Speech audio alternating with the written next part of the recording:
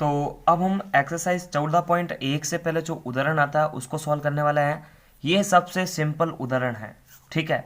तो यहाँ पर देखिए बस एक प्रॉब्लम ये रहती है कि यहाँ पर स्टूडेंट ये समझने के अंदर जो है समय खराब कर देते हैं कि ये जो आंकड़े हैं वो स्वतंत्र है या फिर वर्ग अंतराल में।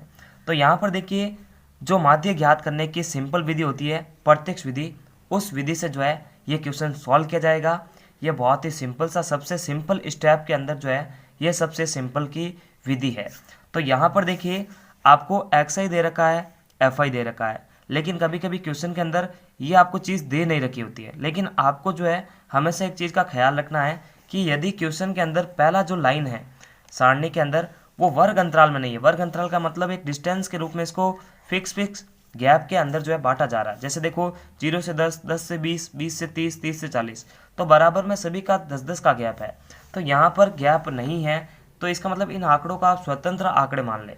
यानी एक एक्स है और दूसरा एफ आई ही होता है, दूसरा कॉलम तो हमेशा एफ आई का ही होगा। तो यहाँ पर देखिए बुक से इस क्वेश्चन को मैं सॉल्व कर रहा हूँ क्योंकि ये बहुत सिंपल विधि है और 10th क्लास के स्टूडेंट हो तो आपका लेवल जो थोड़ा सा अच्छा ही होगा कि इस क्वेश्चन को आप समझ जाए। तो यहाँ पर देखिए हमेशा जो सारणी होती है, सारणी के अंदर जो पहले लाइन होती है उसको एक्स आई बोलते हैं। यानी सारणी अपन की जो है वो 37 रूप से होती है। हम इसको ऊर्ध्वाधर रूप यानी ऊपर से नीचे की ओर एडजस्ट करते हैं। तो देखिए वापस एक बार मैं आपको बताना चाहूँगा कि ये हमारी सारणी थी जिसके अंदर प्राप्तांक ऐसे जा रहे थे, विद्यार्थियों की संख्या ऐसे जा रही थी। यानी पहला कॉलम एक्स आई का होता है, दूसरा एफ आई का होता है। तो हम इसको जो है ऐसे लिख रहे हैं, ठीक है ना, ऊपर से नीचे की ओर लिख रहे हैं, जबकि ये बाएं से दाएं की ओर है। तो हम देखो इसको ऐसे लिखना है बस हमारे को, ठीक है ना। ये लिखना आ गया तो आगे वाला क्वेश्चन ऑटोमेटिक ही जो है सॉल्व हो जाएगा। तो यहाँ पर देखिए पहला कॉलम हमेशा एक्स आई का होता है जब आंकड़े स्वतंत्र हो। उसके बाद में दूसरा कॉलम होता है एफ आई का।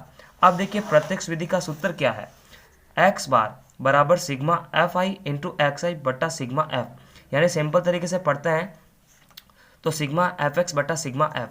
तो यहाँ पर देखिए एफ एक्स का मतलब क्या होता है कि आपको जो है एफ को एक्स से गुणा करना है। यानी एफ का प्रत्येक अवयव यानी जो पहला अवयव है वो एक्स आई के पहले अवयव से, दूसरा दूसरे से, तीसरा तीसरे से, यानी सभी जो है गुणा होकर यहाँ पर एक अलग ही एक सारणी या फिर एक अलग ही कॉलम बना रहा है। तो फिर देखिए उनका सिग्मा भी तो करना है क्योंकि देखिए यहाँ पर ये क्या कह रहा है सिग्मा एफ एक्स, यानी एफ एक्स के जितने भी अवयव है उनका योग करो। सिग्मा का मतलब क्या होता है, योग होता है। और उसी प्रकार सिग्मा एफ यानी जो एफ के जितने भी अवयव है, एफ के जितने भी अवयव है उन सभी का योग करना है। तो इन सभी को जोड़ने पर आता है 30 और इन सभी को जोड़ने पर आता है 1779।